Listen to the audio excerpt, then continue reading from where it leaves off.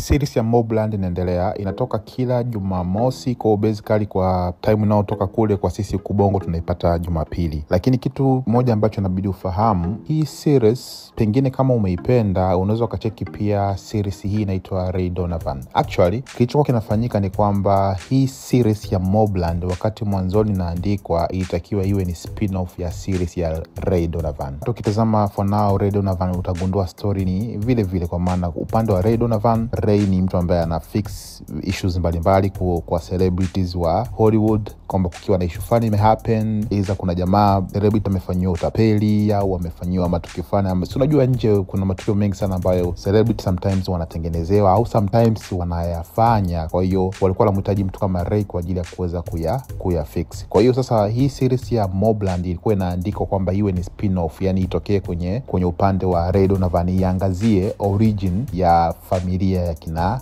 Ray Donovan. So Ray Donovan ina season 7, lakini sasa wakati wanaandika hii Mobland baadaye, unajua unavyokuwa unafanya mambo ya creative, sometimes unaweza kuwa na approach hii mwanzoni, lakini baadaye unakutana na approach ambayo ni nzuri zaidi, na actually it's good kwa sababu baadaye wakaamua kwamba hii kitu mbona sio lazima iwe spin-off, inaweza ikajitegemea, yani ikawa na story yake yenyewe kabisa, na ndipo hapo ikazaliwa Mobland. So kama uja check Ray Donovan, check now, it's a good story. Stories zinafanana kwa maana ya same concept, lakini tu operation ni tofauti, kwa sababu kwenye Mobland jamaa ana save upande wa gang ya hooligans, lakini upande wa Ray yeye alikuwa ni jeshi la mtu mmoja, na mtu tunaweza kumwajiri, alikuwa na kampuni yake kwa ajili ya kufix issues mbalimbali.